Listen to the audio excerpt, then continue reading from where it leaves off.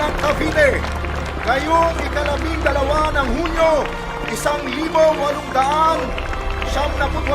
sa harap ko, Don Ambrosio Renzares Bautista, Auditor de Guerra at sadyang komisyonado na itinalaga upang ipahayag na at parangalan ang tanging araw na ito ng pamahalaang diktatorial sa Pilipinas ayon sa karatas ng kataas-taasang diktador Don Emilio Aguinaldo Infami. Tayong mga nagkakatipon, nagsilagda sa urban ito ay pinahayag natin ngayon at pinasisinayan sa pangalan ng buong Pilipinas ang ating karapatang makapamuhay ng malaya at nagsasarili, hiwalay at kalag na kalag sa kapangyarihan ng Espanya. At ngayon, hawak ko na ang watawat na aking winabagayway sa harap nitong kapulungan at nanunumpa naman tayong lahat ng buong taimtim na ito'y mamahalin at ipagtatanggol hanggang sa kauli-uli ang patak ng ating dugo.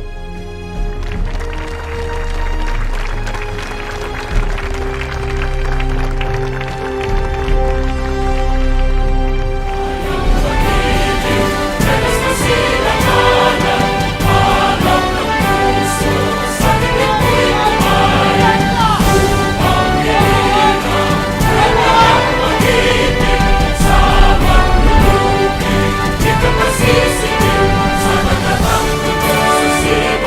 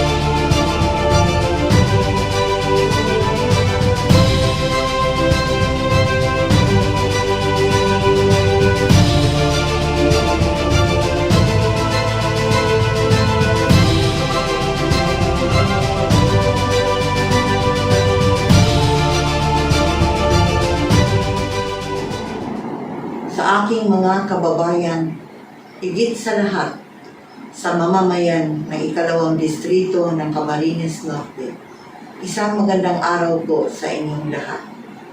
Ito po ang inyong lingkod, ang inyong kinatawan sa Kongreso, Marisol Tuts Panotes, na nakiisa sa pagdiriwang sa ika-123rd na taon ng ating kalayaan. Sa pagunita po natin sa araw na ito, huwag po sana natin kalimutan na buhay, ari-arian, sakripisyo ng ating unang mga bayani ang naging puhunan upang makamit natin ang kalayaan ito. Subalit hindi po nagtatapos dito ang lahat.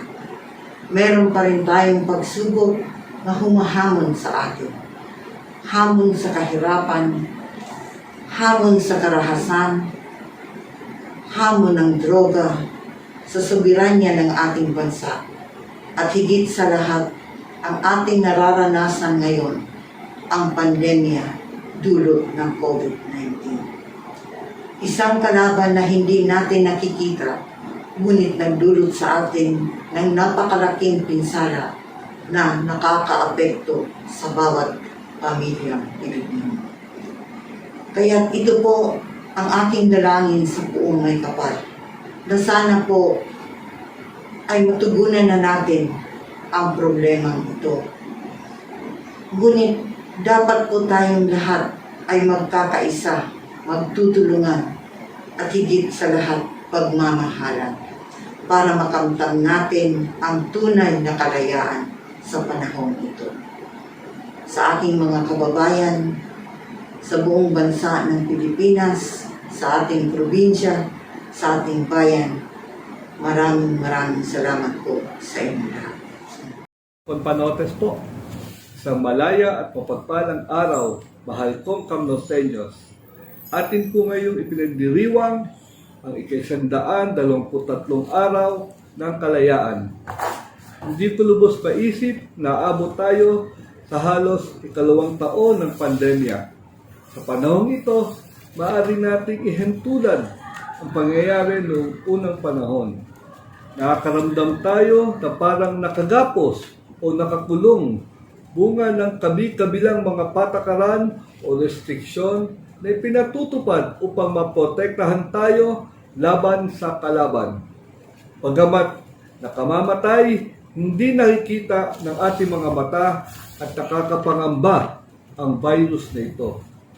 Katulad ng mga panahon na sinakop ang Pilipinas, nakaranas tayo ngayon ng kawalan ng kalayaan.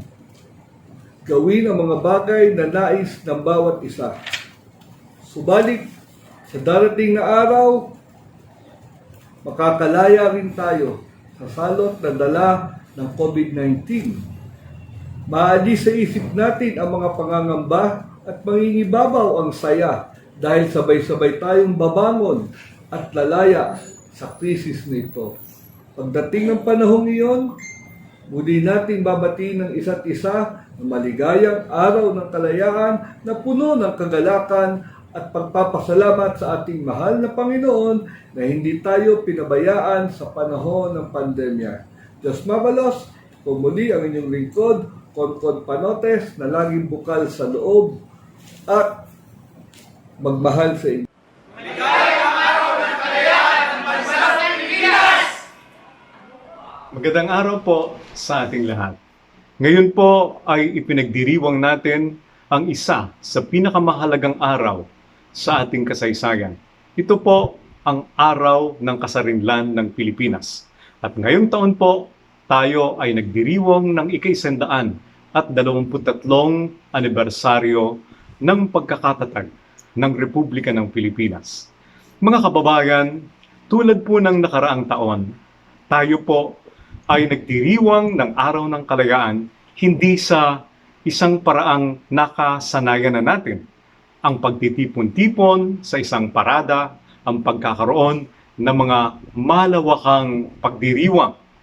Sapagkat ngayong taon po, tulad ng nakaraang taon, tayo ay nasa ikalawang taon na ng pag-iingat upang tayo ay huwag ma-infect ng coronavirus. Kung kaya tulad po ng nakaraang taon, ang pamahalaang panlalawigan ng Camarines Norte sa pangunguna po ni Gobernador Egay Talyado ay magdiriwang ng Araw ng Kalayaan sa pamamagitan nitong online celebration. Mga kababayan, ang Araw ng Kalayaan sinasabi na idineklara noong 12 ng Hunyo 1878 sa ganap na ika-4 ng hapon doon sa isang matandang bahay ng mga Aguinaldo sa Kawit, Cavite. At doon ay binasa ang Acta de la Proclamation de Independencia del Pueblo Filipino na sinulat ng isang abogadong si Ambrosio Rianzares Bautista na siya rin namang nagbasa ng proklamasyon ng independensya na ito. At doon din sa unang-unang pagkakataon ay tinugtog ng bandang San Francisco de Malabon ang ginawang isang tugtog na naging pambansang awit ng Pilipinas na nilikha ng isang magaling na kompositor na si Julian Felipe. At doon ay sinaksihan ito ng napakaraming tao. At kung maalala po natin, bago idineklara ang kalayaan ng Pilipinas noong 12 ng Hunyo, ay iwinagayway na ang bandila ng Pilipinas sa unang-unang pagkakataon doon sa Alapan, Imus, Cavite matapos ang matagumpay na inkwentro sa pagitan ng mga Kastilang sundalo at ng mga Pilipinong revolusyonaryo sa ilalim ni Emilio Aguinaldo. At matapos ang 14 na araw, ay idineklara nga ang Araw ng Kalayaan. Mga kababayan, ngayong araw po ay ginugunita natin ito upang sa mulit-muli tayong mga Pilipino ay magkaroon ng isang kamalayan, isang kaisipan, isang pagbabalik tanaw upang lalo nating manamnam ang siyang pinakabatayan ng ating pagkakabuklod-buklod, ng ating pagkakaisa, ng ating pagsasama bilang isang bayan, bilang mga Pilipino, lalo na po ngayong mga panahon. At sinasabi nga nila na maraming nabago sa ating buhay sa pamamagitan ng pandemya. Halos tumigil o huminto ang buong mundo at nagnilay, nag-isip, nagdili-dili, binalikan ang mga bagay na batayan, mga fundamental na bagay tulad ng pagsasama-sama ng pamilya, tulad ng paghingi ng tulong sa Diyos at awa sa Diyos, tulad ng paglingap sa kapwa, tulad ng bayanihan at pagtutulungan na siyang bahagi na ng ating kulturang Pilipino. At ito po ay mahalagang bigyan natin ng iba yung tingkat ngayon. Ang pamahalang panlalawigan po ng Camarines Norte sa pamamagitan ni Gobernador Egay Talyado ay nagpalabas ng isang kautosang tagapagpaganap na nagsasabing ipagdiwang ang kalayaan ng Pilipinas at alalahanin na tayo ngayon ay nasa isang great reset. Tayo ngayon ay nasa panibagong yugto ng buhay. Tayo ngayon ay nasa panibagong antas ng kasaysayan. Sinasabi na marami ang naghirap, marami ang nawalan, maraming mga negosyong nalugi, maraming mga nawalan trabaho, maraming mga tsuper hindi makapagbiyahe at walang hanap buhay, maraming naghihirap, maraming mga nawalan ng kasapi ng pamilya, malungkot, kalunos-lunos, at halos nakaririmarim ang mga karanasan ng marami sa ating mga kababayan. Kaya nga ang Great Reset na sinasabi ay ang panahon upang tayo ay mag-rethink, mag-refocus, at mag-retool. Anong gusto pong sabihin? Sa Great Reset na po na ito, tayo ay kinakailangang mag-isip muli. Tayo ay kinakailangang tingnan ulit ang mga magagandang prinsipyo Sabi nga nila, sa ika-500 taon ng Kristyanismo sa Pilipinas, nakikita nating mga Pilipino na tayo ay lahi ng bagani. Ano ba ang bagani? Isang katutubong salitang Pilipino na hindi na natin halos mawari kung kailan nawala o kung kailan nagmula. At ngayon binabalik natin. Ang isang bagani ay isang taong magiting. Ang isang bagani ay parang isang bayani. Siya ay isang warrior. Siya ay isang mandirigma na may mabuting puso. With a good heart. Siya ay isang tagapagtanggol na may magandang layunin para sa bayan. Tayo'y bagani.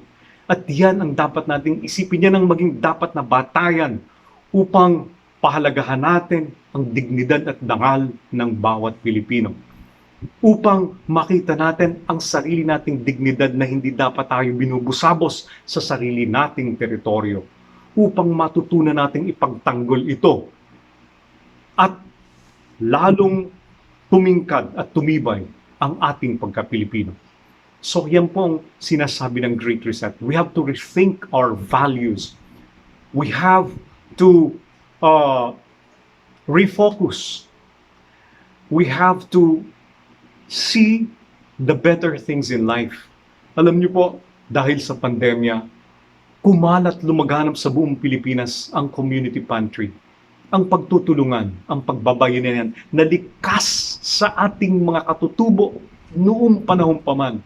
Daang-daang taon na ang nakararaan. At ngayon ay ibinabaling natin ang pananaw para tayo'y makatulong sa kapwa. Tayo'y maging mas mabuting Pilipino para sa iba. Yun ang pagre-refocus ng ating mga values. Kinakailangan iwaksin na natin ang mga kaisipan, mga gawi-gawi at mga kaugaliang humihila sa atin upang tayo maging isang papaurong na bansa. Kinakailangan tayo umusbong, sumulong bilang isang lahi. Kung kaya't kinakailangan mag-refocus at dapat mag-retool. Kumuha ng mga bagong instrumento para sa makabagong kaayusan. We have to retrain, we have to re-educate. We have to acquire new knowledge. Sabi nga nila, kahit mga kursong kukunin ng mga kabataan ngayon, dapat naaayon doon sa pangangailangan ng panahon. Sabi nga nila, kahit mga proyekto ng pamahalaan, dapat naaayon doon sa panahon. Kahit galaw, pag-iisip, at pananaw ng pamahalaan, dapat nakatuon doon sa pangangailangan ng panahon. Yan po yung pinaka-esensya ng araw ng kalayaan dito sa ating bansa ngayong mga panahon.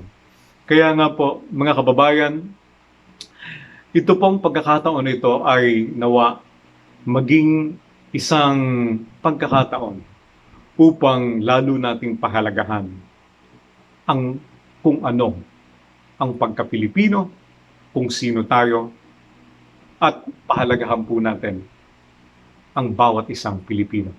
Mga kababayan, tayo po ay nagdiriwang ng araw ng kalayaan, hindi para itanghal ang pansariling interes ng bawat isa, kundi itanghal ang pambansang interes para sa pambansang kasaganaan at kaunlaran upang makabangon tayo sa pagkakalugmok mula sa krisis dala ng pandemya at krisis pang-ekonomiya dahil sa marami ang naapektuhan.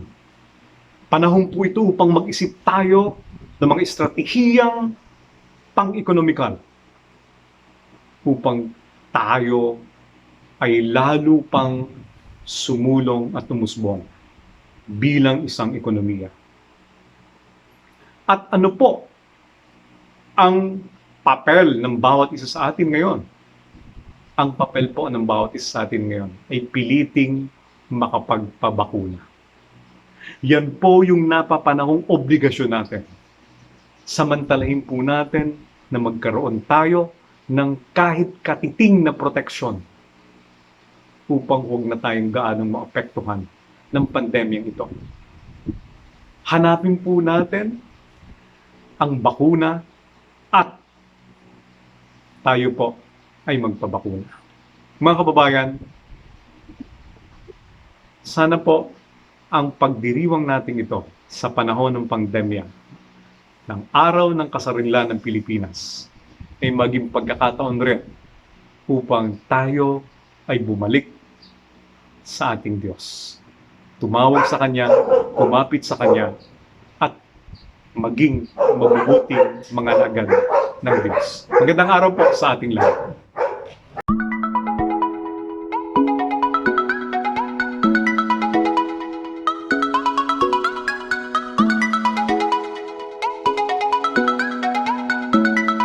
Today, we celebrate the 123rd year of the Philippine Declaration of Independence. While we note to hold it special annually, we still have plenty of things to know about the historic day. Here are some facts about the history of Independence Day. Sit back, relax, and learn. Let's begin. Number 1. The Proclamation of Philippine Independence took place on a Sunday. According to the composer of the music of the Philippine National Anthem, Kalayaan Felipe, it took place between 4 p.m. and 5 p.m. Number 2. Philippine independence was declared several times, each one different. Some of the more notable instances include Andres Bonifacio's declaration on April 12, 1895 and another by Emilio Aguinaldo on October 31, 1896. Number 3. The 3 stars on the flag represent the islands of Luzon, Panay, and Mindanao. Back then, Panay was referred to as one of the archipelago's 3 principal islands, now called Visayas. Number 4. Emilio Aguinaldo visited Marcela Agoncillo in Hong Kong and asked her to make the flag. In the house at number 535, Morrison Hill, where I lived with my family, exiled from our country on account of the national cause, I had the good fortune to make the first Philippine flag under the direction of an illustrious leader, General Emilio Aguinaldo Ifami. It took me 5 days to make the national flag, and when completed, I myself delivered it to General Aguinaldo before boarding the transport McCulloch. General Aguinaldo is the best witness who can give the information whether or not that flag was the first to be displayed in Cavite at the beginning of the revolutionary government against the government of Spain in these islands. She wrote in an account. Number 5. The very first anniversary of the Declaration was celebrated in Angeles, Pampanga. Number 6. President Diosdado Macapagal declared June 12 as the day of annual observance in 1962. He reportedly told journalist Stanley Carnell, "When I was in the diplomatic corps, I noticed that nobody came to our receptions on the 4th of July, but went to the American Embassy instead. So, to compete, I decided we needed a different holiday."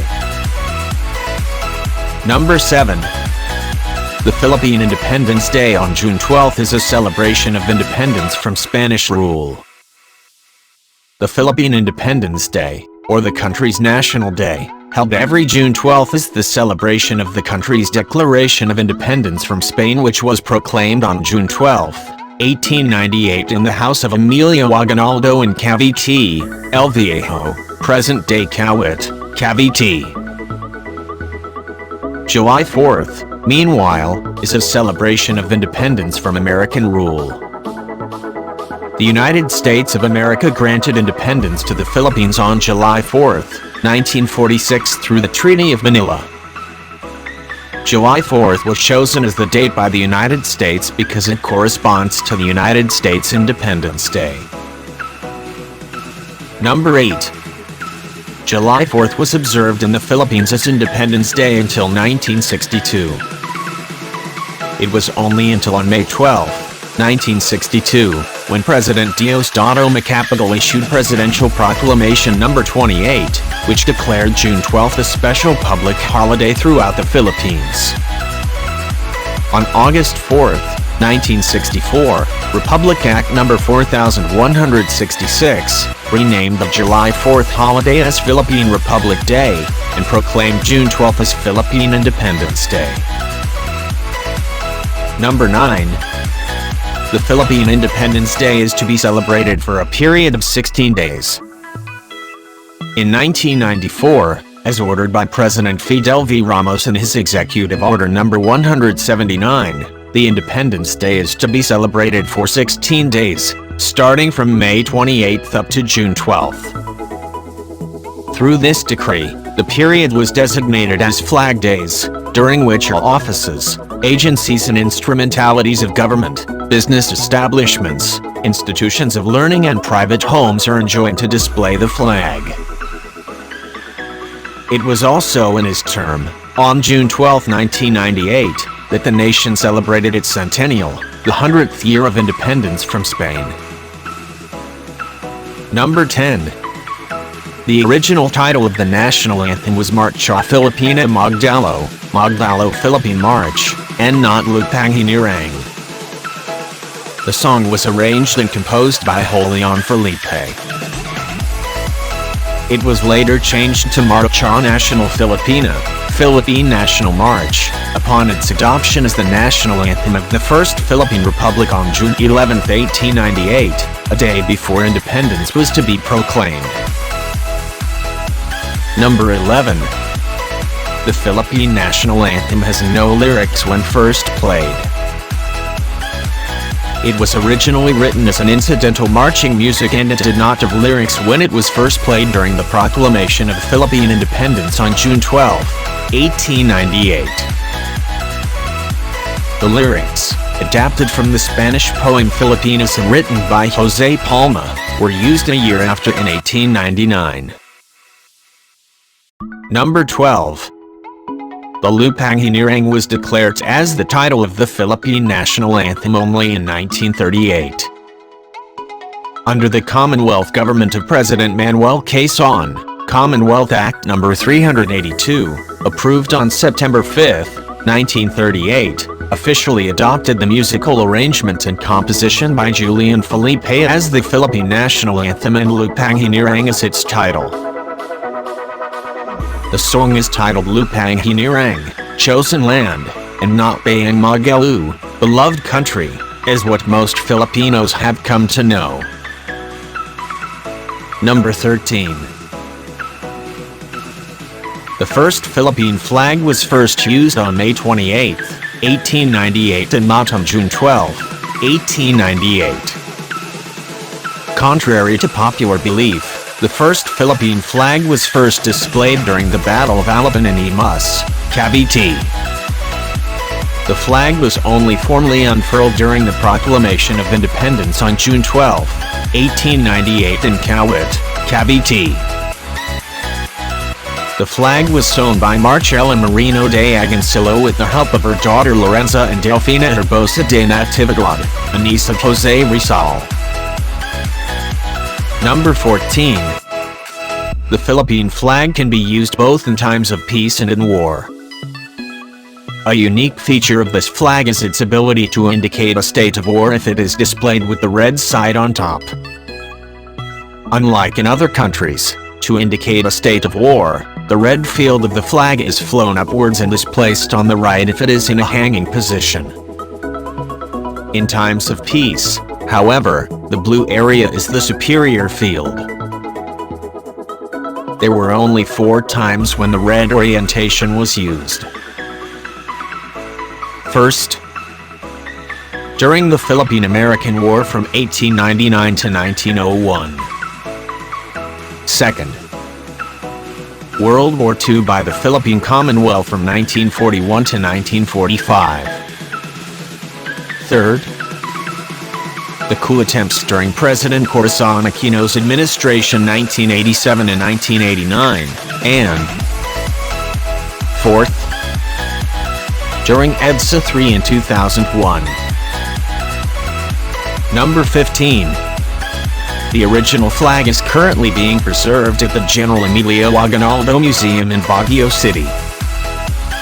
There were earlier plans to restore the flag by replacing the worn-out portion of the flag, but they could not find the right type of threads to match those used by the tailors, so the idea was abandoned. The flag is more elaborate than the flag which is now currently in use.